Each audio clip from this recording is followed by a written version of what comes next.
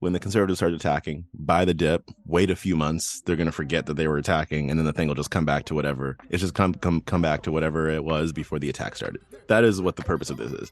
I'm going to first of all say I do not condone this strategy.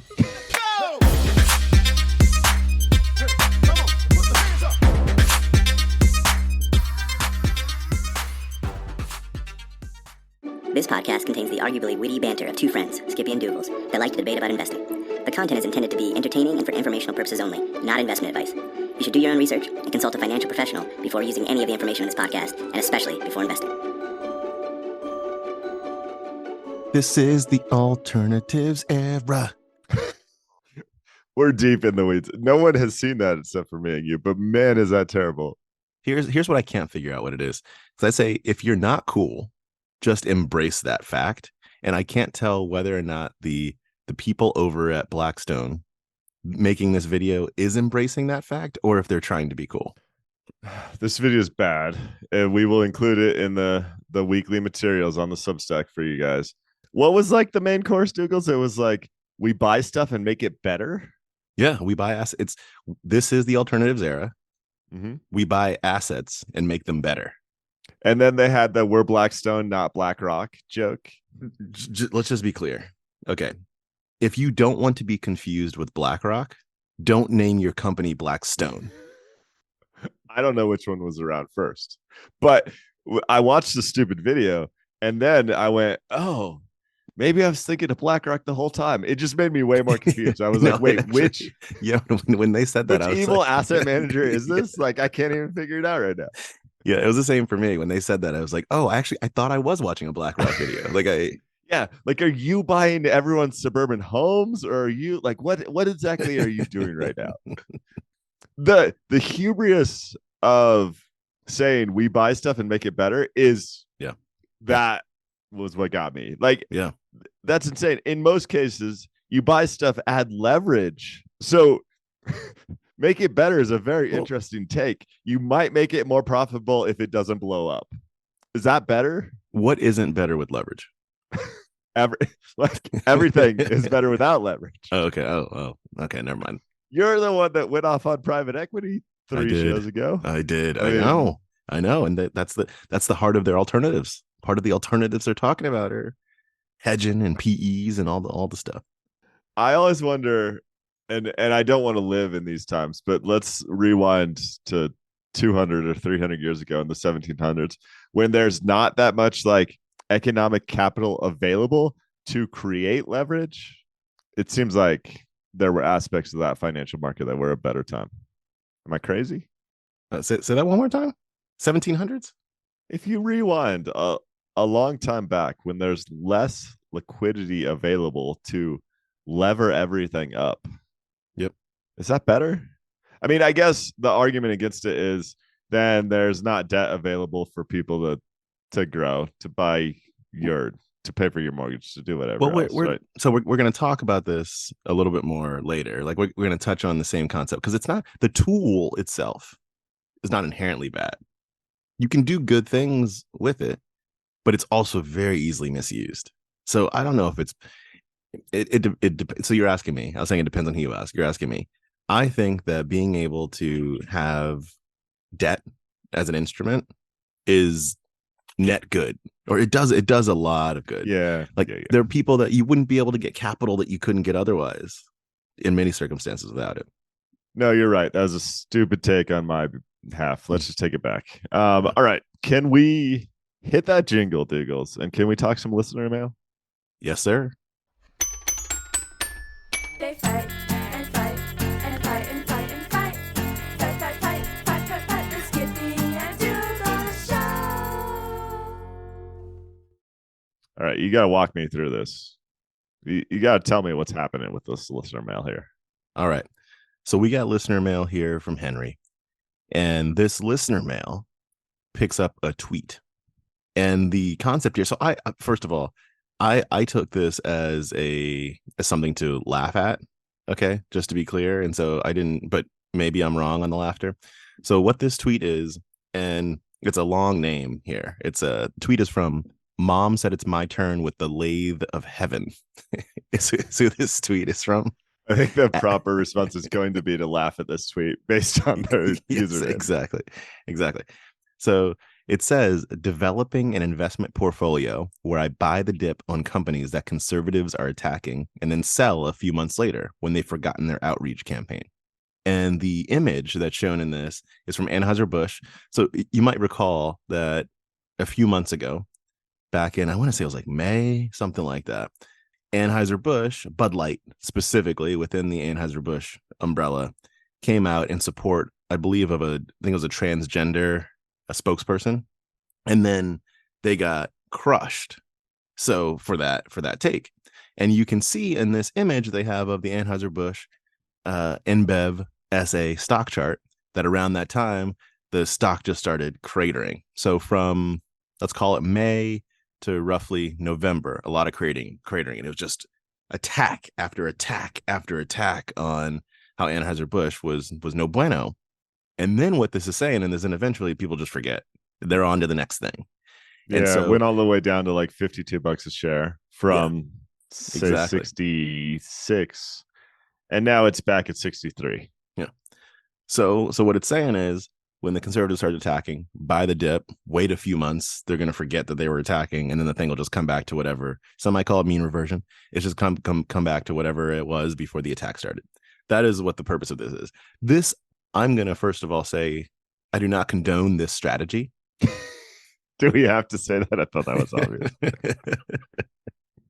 But found it to be humorous. So just found it to be a humorous thing. That's well, and you could probably do this on both sides of the political aisle. There's always some outrage on either side. I don't know. Yeah, I don't know if it's quite the same, because I feel like on the other side, Nancy Pelosi is buying the assets of these organizations.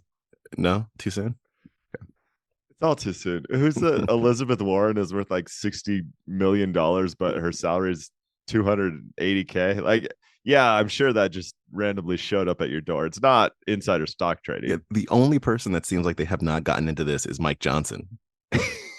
which maybe we should be concerned about. Like, maybe if you are a C+ representative, you should be worth hundreds of millions of dollars from your insider stock trading. I don't know. Maybe. All right, I'm just going to laugh it off rather than talk about the tax consequences, rather than talk about all these other things. I actually started doing some analysis on this and was like, huh? All right, so yeah, that's funny. You did 55 years of back tests to try and see. Pretty much, and was like, no, wokeism is not a good investment strategy, or anti-wokism, whatever we'll call this. All right, fishbowl time? Yeah, I want to hear about your boy.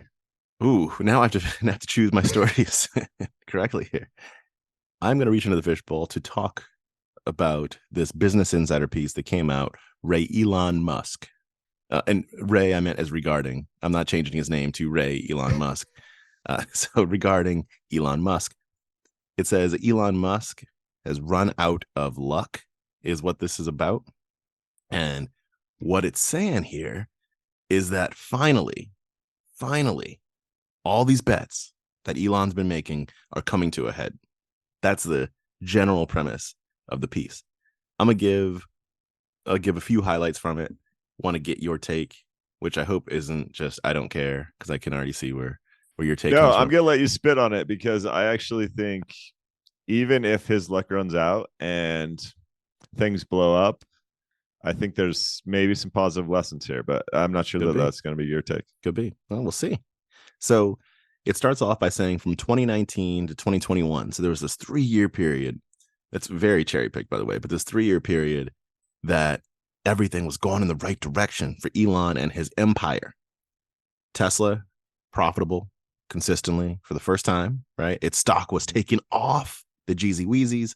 We talk about our girl Kathy sometimes and how she was so concentrated in a Tesla, served her well. Shanghai was starting to take off. We'll touch on that a little bit later. It's Shanghai production plant. SpaceX was doing amazing. I love this line from it. It says, even when they blew up, everyone still clapped. Talking about SpaceX's rockets.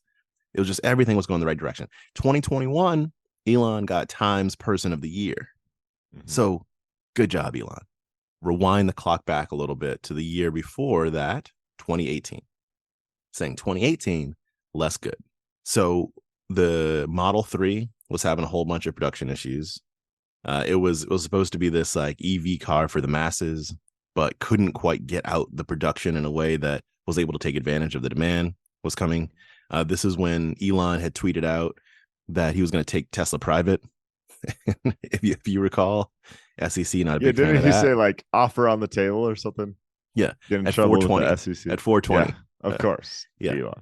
Executives started leaving the company, et cetera, et cetera. And this is where, as I said, we're going to go back to China for a second. So you had all these production issues, and then Elon struck a deal with the Chinese government that they could build a Shanghai production plant. And what this flagged, I don't remember this. What this flagged, though, is that it went from permitting to construction to opening within 168 days. That is a ridiculous The timeline. things you can only do in China. I mean, Yeah. when they were in the COVID days, when they were like, I think they built it was kind of a temporary hospital, but it was like a hospital outside of a hospital in like 72 hours, and it Yeah. had 10,000 beds or something. It's just insane. It's wild, absolutely wild what they can do over there. When you focus, Well, when you and focus, you get rid of all the red tape, right? Yeah, yeah, yeah. It just Yeah, gets you are the red dictated tape. down. Yeah, Like, you that- just go yeah, do right. this now. So now you come to today. It's saying that he's the second wealthiest person in the world, but seems like he's cash poor. He doesn't take a That may salary be from true. Tesla. That may be true. Yeah. Yep. Doesn't take a salary from Tesla. Owns roughly 20% of the company. And it shows that about 63% of the shares in Tesla are pledged as collateral for personal nonsense. Stuff. Right? Personal nonsense. Who knows what this nonsense is? And nonsense is not the technical term that's written in the document. But that's what's going on. So then what does this all mean? What does it equate to? And why is this piece saying that his luck may finally run out? What it's saying is that there's so much of the future that is bet upon Tesla stock, like as his source of cash for all things. Like he just pledges Tesla stock. And so it's gotten to this place, according to this piece, it's gotten to this place where the only way for him to get cash is to sell Tesla stock. But if he sells Tesla stock, it's going to freak out other people, which is going to make the stock then go down below a trigger mechanism, which is going to cause him to repay debts. And so it's saying he's in this quandary. I don't know the mechanics of this and like what all the detail is, but that's what it's kind of stating is happening. And then it's saying that he's then resorted, when Tesla stock wouldn't be the option, he resorts to then borrowing against SpaceX, which he's borrowed $1 billion from recently, and is not a profitable organization. And so this is the quandary that it's saying. So has his luck finally run out? And it's saying he's potentially in this place where you're stuck between rocks and hard places, and something really has to go well in order for success to ensue. Pause. I think Elon's playing chess, and you're just thinking in the checkers game here, Doogles. Oh, Yeah. Okay. I think maybe he bought Twitter/X to burn more money because he's realized that being the world's richest person is no fun. He's trying to take care of that. Okay. Like that. I thought you were going to. I thought you were going a different direction.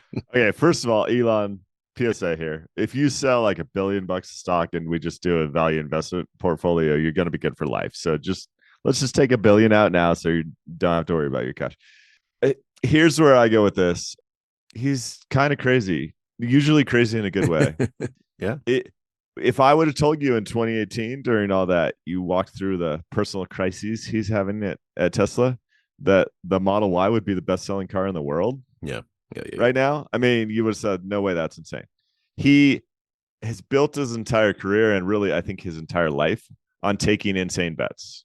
And he's had enough of those insane bets that he actually at one time was the world's richest person. Yep. But he's not about, I think this author this is a really fun piece because it's well thought out and it's true. Like, he has so much debt tied up in Tesla that he can't have the stock price go too low, or his entire financial world unravels quickly. Yep. But at the same point, I don't think he cares. I think his entire life is one big bet after one big bet, and he expects it to, like, he never expected to be the world's richest person. But also, at any point, this is not Allen Iverson, right? This is not an NBA player who's going to make $100 million and then be struggling to pay the bills. Like, he's never going to struggle to pay the bills, in my opinion. I think he's a little too financially savvy to do that. And this is partially to your point, is where, as I mentioned when I was saying that the 2019 to 2021 time period was cherry picked, Mm-hmm. is that he's been in the game for close to 30 years, not quite. Yeah. And so it's when you just take that 3-year period and say this was a period in which everything was going in the right direction, you ignore like what he built and then got bought by PayPal, then the sale of PayPal, then the start of like how he bailed Tesla out in 2008. They mentioned that briefly, but there's just like a lot of stuff that you kind of skip there. I think that it is, as you mentioned, I think the piece is thought provoking and interesting and fun for that perspective, and Elon will be okay. Like almost no matter what, Elon will be okay. Okay. Is he handling his finances slash businesses in a responsible textbook way for the past 24 months? No. There's no Michael Mauboussin, Warren Buffett, name your brilliant financial guru.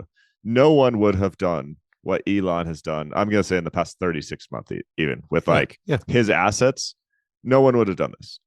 But also, none of those people are Elon Musk. So it just goes back to everything goes back to the Kanye quote. Like, if you want music from a crazy person, it might actually come from a crazy person. I'm paraphrasing there, but he's not running by a playbook here. He's doing whatever he wants. I mean, he's building a company that's supposed to take us to Mars at the same time while building the EV car market, while at the same time building tunnels in like California. And like, there's no playbook. I mean, and according to him, building a free speech platform and telling his advertisers to go away.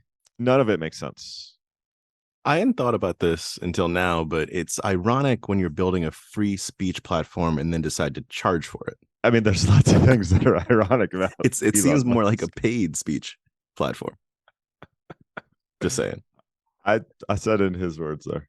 Yeah, I like this one. I mean, all I know is if Elon Musk wanted to take my financial advice, he wouldn't have one of the most admired car companies is in the world. The SpaceX thing is a joke. They said people clapped when it explodes. Well, some of them are supposed to explode because he's taken an entirely different path to build rockets than, and he's doing that because he wants to make it economically viable. Like, it's interesting. It's just my playbook is never going to be right for him, and he doesn't care.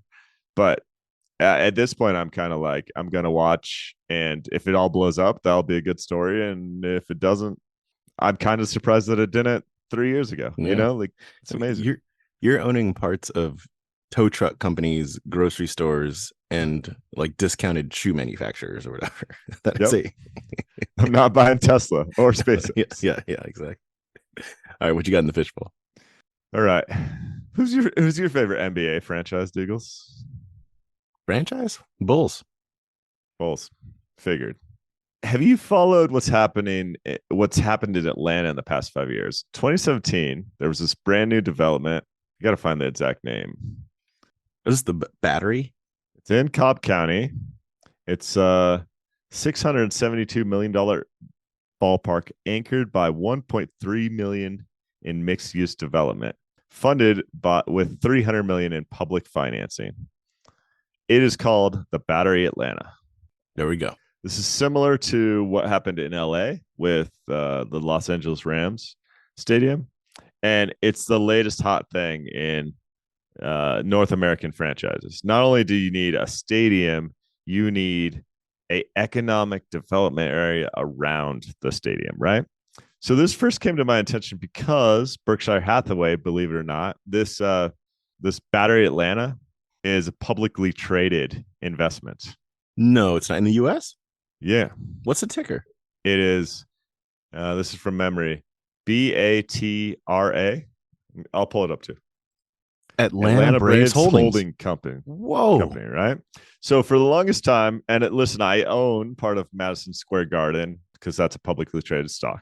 And you get the basketball team, the hockey team. Don't get me started, Doogles. I see you shaking your head over there. You get Madison Square Garden, which how are they going to ever build another Madison Square Garden in New York City? The problem is it's still run by the Dolan family. So it's not like they print money as they should, but it's a valuable asset in my opinion.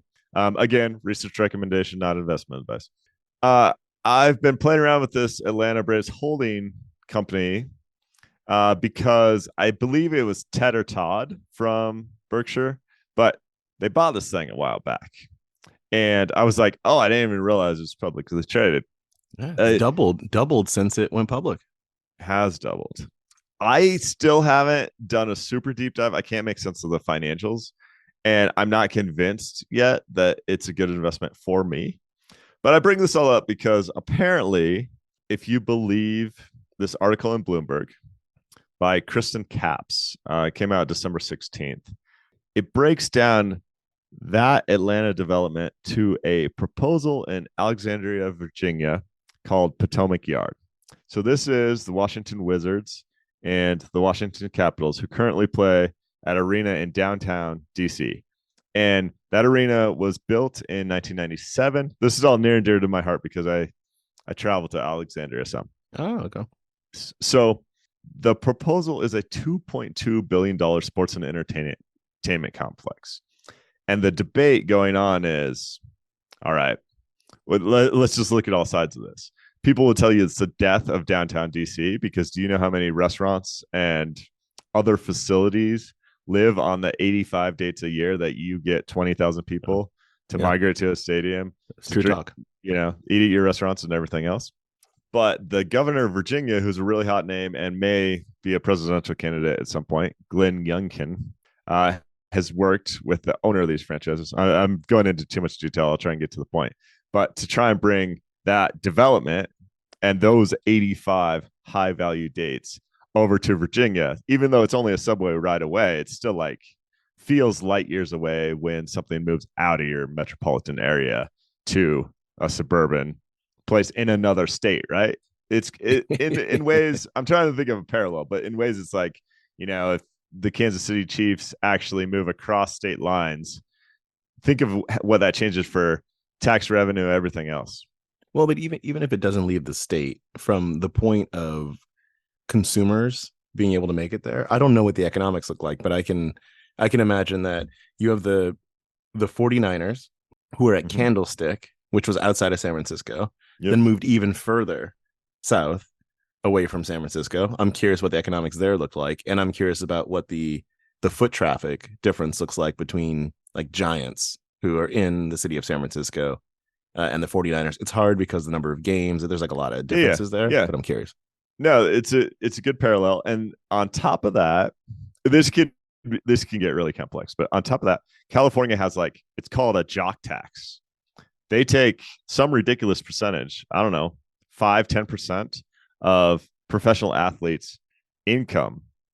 The state does. So can you imagine if, I don't know the specifics for Washington, D.C. and the state of Virginia, but like if Washington, D.C. had a familiar tax to that, you could be talking millions of dollars in tax income that come from the players making $50 million a year that just disappears because no longer are they in your metro area. I think you actually just got to the heart of the matter here, is that this is really just a protest because it's no taxation without representation. So they're moving to a place where they can get taxed, where they can at least vote. yeah, exactly. No, I hear you. That'd be material for the city. I don't know exactly how the tax in DC works, but that'd be material for the city. And then the all the transportation issues that are going to come along with something like this is just, it's now this is where it's in development. If it goes through, it will open in like 5 years. This is where the numbers that get thrown around are just chaos. So the Alexandria Economic Development Partnership says Potomac Yard will generate $12 billion in economic impact and over 30,000 jobs in coming decades. One, if any of that's true, it just takes 30,000 jobs from one spot to another spot. It's not like they're brand new jobs. Yes, true. And I got to pause you there. Yeah. So this is kind of like Dow 36,000, where it's saying that there will be $12.1 billion of a rather specific figure and 30,000 jobs, another rather specific figure coming over decades. Is that 2 decades? Is that 8 decades? Is that 12 decades? Like there has to be something more specific than that. Because So really, for that number, if you're talking anything over 10 years, it feels kind of ridiculous. now we go to the so-called experts. My boy Okay. John Charles Bradbury, a professor of economics at Kennesaw State University, who says, is there going to be some economic development and potential for this deal if it goes down? I think very little. Stadiums tend to be poor economic development tools. One opinion, but he studies this stuff all day. Then we tie back to the Battery in Atlanta. Again, I'm trying to find the exact number for you. And the current estimates are that it's running at a deficit of $15 million a year. So this playbook is well played out. You say, I'm bringing these high value events to your city or your suburban area. In order for you to have that, you have to write me a massive check and we'll pay it back over time. And is this a completely comprehensive article? I don't know. But there's another guy in here from Professor of Economics from Smith College that claims similar things about property value increases and everything else. I think in general, and listen, I'm a sports fan. I think in general, the taxpayers get sold a bill of goods so they can write hundreds of millions of dollars of checks.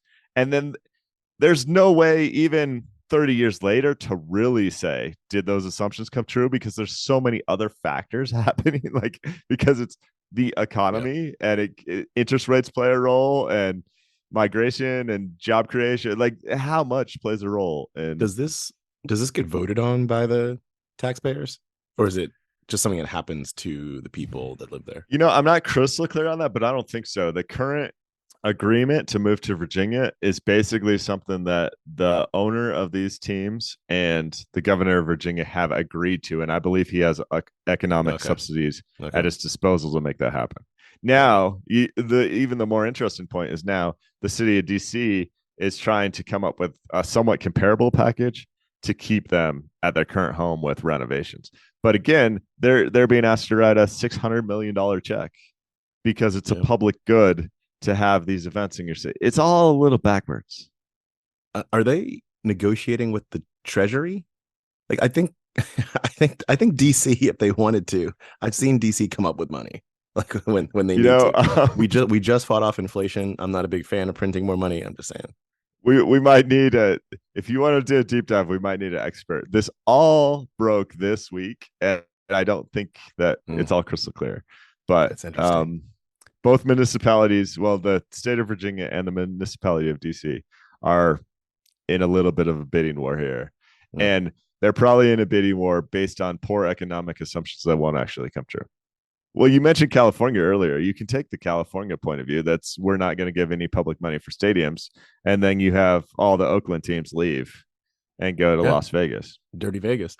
The thing you didn't ask me at the beginning of this, you asked me what my favorite NBA franchise is. You didn't ask me what my favorite NHL franchise is. Yeah. Washington Capitals. I don't know any of the rules of hockey, but I selected this team based on NHL 93. Oh, and my heart has been with them ever since. It reminds me of Mallrats, man. I am devastated about this. We will watch it. I find this is not only the tie-in between economics, forecasting, investment, sports, and people's livelihoods. Like it's just the most fascinating intersection of life to me right here. That was sports economics. I'm going to reach into the fishbowl to continue the livelihood talk and discuss this post that came out from Carson Group called Things You Don't See in a Recession. What this piece is saying is that there's still a general consensus that 2024 will see a recession in the US. And it's saying, but there's stuff you don't see when a recession happens. And it names what they are. I'm going to walk through them and then we shall discuss. The first thing it throws out is stock markets at all-time highs. Second thing, people traveling and spending a lot. The Thanksgiving that just happened, by the way, highest on record for travel is what it's saying. Consumers are in better shape than what the media is portraying. It's the next thing that they're throwing out. So consumers are healthy. Manufacturing is doing better than what it seems like people think. And then last, it goes back to consumers and says that consumer balance sheets are also in better shape than they have been in a while. These are all the points it brings up and says these are not things. If we're going to have a recession, you don't see this stuff. when a recession happens. That's the take on this piece. I'll give you some room to discuss. Meh. I mean, yeah, recessions don't happen when stocks hit all-time highs, but all it takes is 3 weeks of the stock market falling off a cliff before stocks aren't at all-time highs anymore. I think I like the thought here, but it ends up turning into like trying to predict the future. And I don't know if we're going to have a recession or not. I think you can make a reasonably believable case on both sides of the issue. So I kind of say, who cares?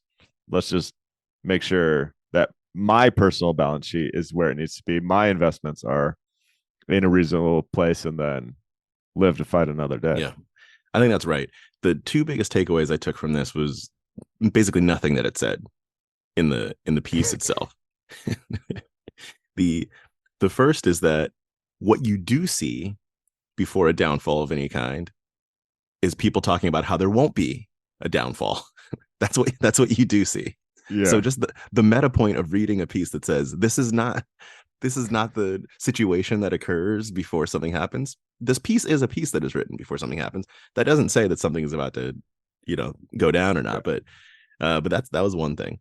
And the second was the use of data, and maybe not the misuse of data, because the charts they show it just is the data. Like there's nothing wrong with the charts themselves. But we did discuss a few weeks ago how using data, you just have to kind of be careful. Well, reading data, I'll say you should be careful with it and what you end up doing with it.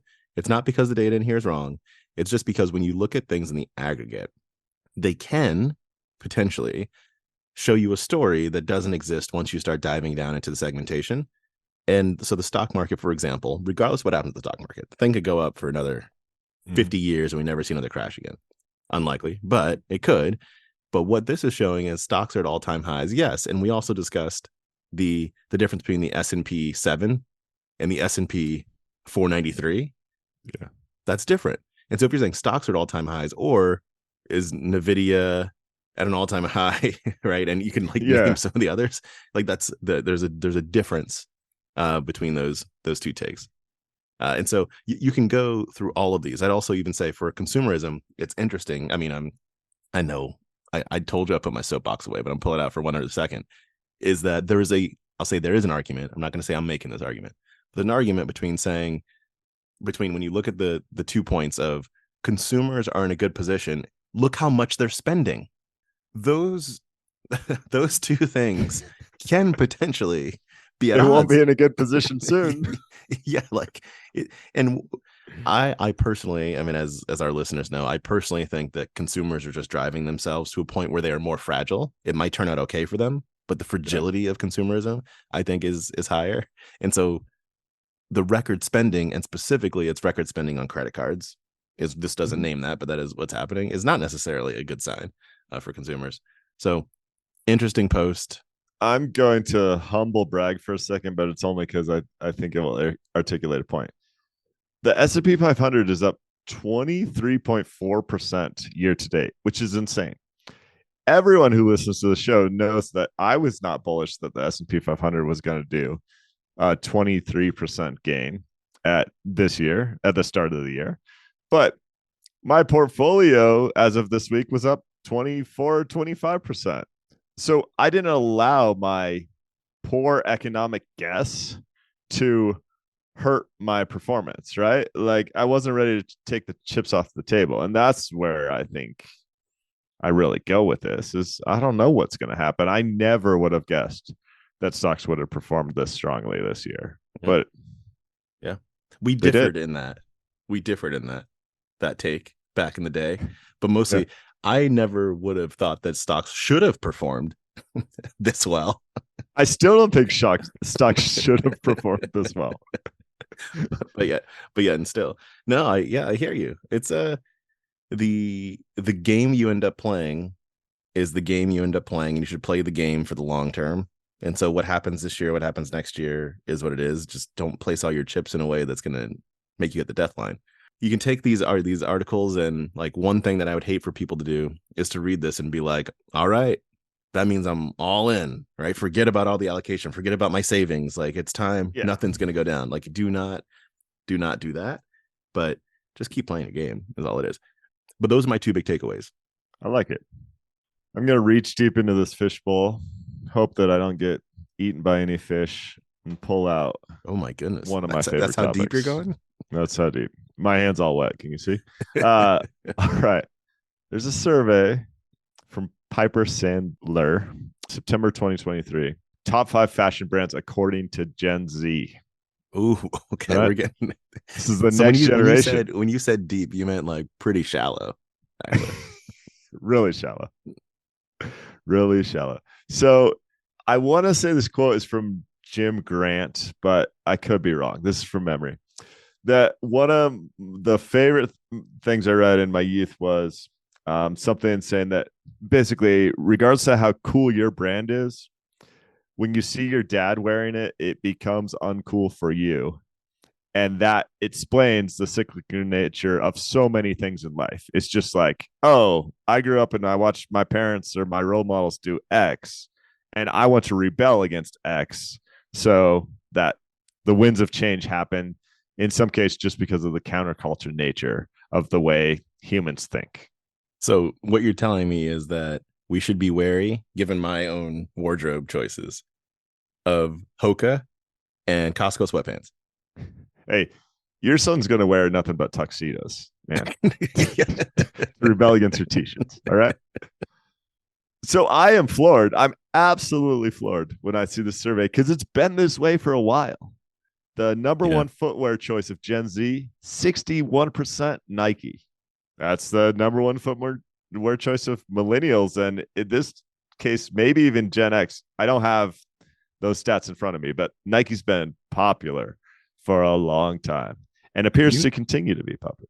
New Balance surprised me, though. I know it's a small percentage on here, but still, like, is Normcore coming back? That seems. I mean, New Balance surprising. at 3%, Vans at 3%, Adidas at 7%, Converse at 9%. Those who don't know should know that Nike owns Converse. Clothing wise, number one by a wide margin, 35% Nike. That's how are they pulling this off? I don't know. How? And Nike stock is not doing well, right? At least the last I checked it, but it was a few months ago. So it might be fine now. I mean, number two, with 6%, Lululemon, 4% American Eagle, 3% PacSun, and 3% Shine, disposable fashion. So basically, for me, it's just the Nike thing blows me away. Far and away, number one choice on footwear and clothing for Gen Z. Now, can we talk handbags, Doogles? Please do. So the great thing about handbags is they match any outfit, right? Is that, You're supposed to laugh at my joke. is that right? Number one handbag choice of Gen Z. Man, I don't know how much I believe this because I'm not sure how many Gen Z has a handbag with these brands, but apparently it's Coach at 19%. Well, hold on. Before you actually, to that same point, before you go into them, just to like put a finer point on Gen Z, is that the average age of the folks in the survey was under 16 years old. Mm-hmm. Okay. So now with that, now talk about these brands. Yeah. So one, handbags are, I think it's a pretty limited market. But so take it for what it's worth. At 11% is Louis Vuitton, which with Coach Prime, that's probably going to be number one next year. Just wait. Then Kate Spade at 10%, Michael Kors at 8%. I mean, I don't know what the typical handbag breakdown, but none of that really surprises me. I guess more than anything, I'm kind of surprised handbags are on this survey. Okay, let's go back to let's connect a couple dots here. So you're trying to tell me, not you, but I'm talking to the authors of the last post. Yeah. You're trying to tell me that consumers have healthy habits right now when the top brands for 16-year-olds are Coach, Louis Vuitton, Kate Spade, Michael Kors, and Chanel. I mean, yeah. Yes, again, that is not me, but the authors from the previous article. Yeah, exactly. Yes, they're telling you that. Okay, fair enough. I do hear you that the staying power of some of these is super powerful. PacSun, I thought, was fully out of business until I saw them at a mall a couple days ago. Fully out of business, or the fourth most popular brand among 16-year-olds. I am in tune Okay. I'm in tune with what's going on. Here's the flip side. I still don't think you've made it through the new Morgan Housel book yet. But the first story in Same as Ever, Morgan's new book, is a nameless CEO of a Fortune 500 company that flies into Omaha in 2008 during the depths of the financial crisis. And Buffett's driving him around Omaha, and the guy goes, like, I'm really worried. Is anything ever going to be the same as it was before? And Buffett goes, hey, do you know what the best-selling candy bar was? And I'll get the dates wrong. In like 1945? And the guy goes, no. He goes, Snickers. Well, what's the best-selling candy bar today? Snickers. And then he goes, do you know what the best-selling soda in 1960 was? And the guy goes, I don't know, Coke. Yeah, do you know what the best-selling soda is today? Coke. So maybe Nike is firmly established its position as the player, and the staying power here is legit. But it always surprises me when it comes to fashion. I feel like drinking the same soda as your parents is different than wearing the same brands as your parents. Yeah, I think that's right too. Gen Zers are fascinating. I'll do one quick hit, very quick. Actually, it goes it's related. I'll say it to the last post that I discussed there. Ben Carlson came out with this piece that I'll just say it's basically about doomsayers, and it's called Rich Author, Poor Readers, which is a play off of Rich Dad, Poor Dad. Robert Kiyosaki, I don't know how you pronounce his last name. Kiyosaki, I think. So it's a play off of his book, Rich Dad, Poor Dad. And what he's saying is that the doomsaying has gotten so popular that to him, it's kind of sickening. We've discussed the perma bear doomsayers. He also says, he's like, actually, I think he says, I think bearish analysis is quite helpful, but just saying that the world is going to end every 6 months is not quite helpful, is his point. And he has this graph of Robert Kiyosaki's tweets from the last like 12 years and shows it on the against a graph of the S&P 500, and it's kind of fun. But anyway, that's easy and cheeky to do. But so he's got that. But I think that the point is one that we've discussed and is one worth discussing. And then mostly the thing I enjoyed most out of all of this was there's this screenshot that I think he took from someone else, but it's a screenshot of someone's YouTube channel. And it might be the best thing I've ever seen. So this guy, seemingly on a daily basis, has him with some background of like of a company, or it might just be a caption on a fire. Retailer on fire. Yeah, and he comes out with this video. I'm just looking at these timelines every day.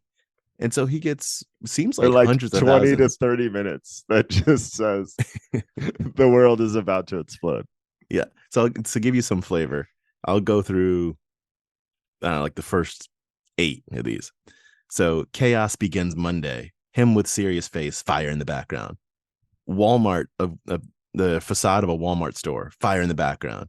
Goldman Sachs, fire in the background. Fidelity, fire in the background. Nation in free fall, fire in the background. It has started, fire in the background. Hell is coming. Fire in the background. And he gets hundreds of thousands of views, it looks like, just kind of looking at these on a weekly basis. I mean, this is just wonderful. I mean, we're in the wrong market. What were we thinking? Oh, there you go. That's it. Quick hit. I got no other takes on this. I found this to be amusing. This is where Buffett is so smart, though. Like he's pretty much the only one. Even brilliant folks like Howard Marks and Jeremy Grantham and others will say, well, when they go on CNBC, they'll say, tell me what you think. And they'll say, I'm looking at the fundamentals, and rightfully so. Like Grantham's the easiest one to pick on. The fundamentals are elevated. I'm concerned about it. But Buffett kind of says, America's great. It's the best economy in the world, has the best rules in the world, and I'm going to bet on America long term. That's a smarter take because he's effectively just zooming out, and it's impossible to predict the short term. So even though someone like Grantham And listen, I'm not comparing Grantham to the fire guy on YouTube. Just want to make that crystal clear. But like, it's really hard to say this is what's going to happen in the next 12 months. It's basically impossible. So maybe you just get out of that game completely. No, I think that's right. I think that's right. I love his face. It's the exact same facial expression that he has, and all. It's so good. It's just such a good image. He's so scared. All right. This is gonna be a little quiz for you, Doogles. I sent you Okay. this, but I don't think you looked at it. So don't pull up anything on the computer. All right. One of my favorite things to do is, and I learned this in business school, right? You can look at any business, any restaurant, any whatever, and if you're curious about how much they pay in rent, what their profit margins look like, whatever, you can basically reverse engineer their financials pretty quickly and get a good idea of exactly what that business is like from an economic perspective. Oh, where's this gonna go? Okay. Okay. There is a chart that came out for median income versus population density demographics for some of your favorite brands, right? Some of my favorite brands. Well, I don't know what else to call them. Yeah. But what's fascinating about this is along those same lines. Like you can figure out the sweet spot of customer demographics for some of these really popular places like a Walmart or a Kroger or a Pottery Barn or a Whole Foods, right? And I'm curious how well you know this, because what that means often, it's just fascinating to me, is like you can know a lot about a person's income typically by which stores they shop at, because they're being specifically targeted based on their demographics to actually end up in that store. And there's go ahead. Is this a rural to urban graph?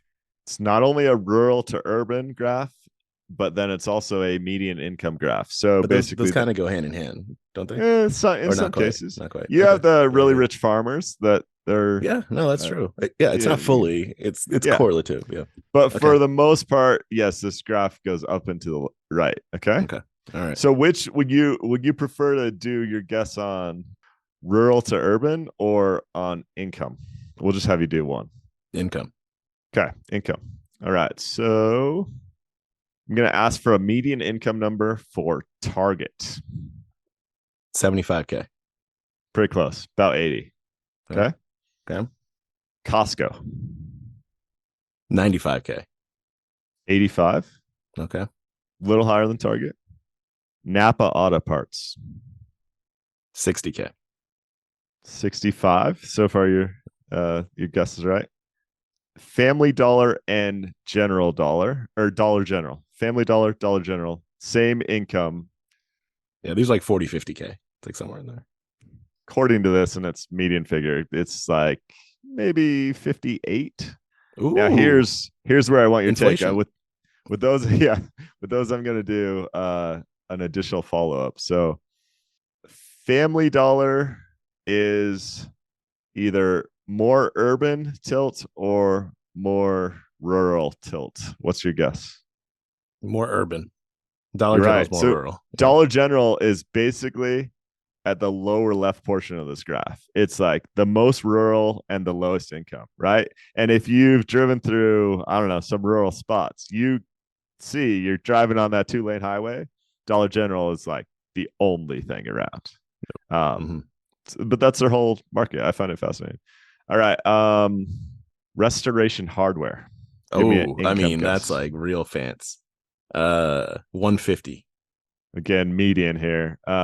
Looks like 105. Oh, they mix those numbers.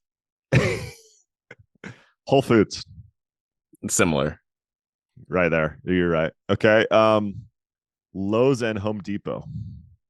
Ooh. Maybe like 90, 95. Really about 75. Okay. Lower than I expected. I could see that. And Home Depot is slightly more urban than Lowe's, which kind of surprised me. Okay. All right. Where'd you say the Napa Auto Parts was? Napa is really rural and about 65,000 really is the median income of your target demographic. Yeah. So last one here. This one surprised me. Because we talked Costco, and remember Costco's median income profile is like 85,000. Yep. What about Sam's Club? 70. 65. Okay. So again, you could just watch people coming in and out of stores, pull this handy graph out, know more than you ever wanted to know. Is this what you were going to do this weekend? Not at all, but I think it's fascinating. Oh, that's great. Cracks me up. Oh, loving it. I think it's a wrap. All right. Thank you to the premium subscribers out there. We really appreciate that. Helps the show go. You can support the show and get shows early if you go to skippydoogles.supercast.com. Listener mail, we talked about it today. We had a good laugh, and you heard that jingle. So hit us with more of that, skippydoogles@gmail.com. And then all things related to the show are skippydoogles.com. Thank you.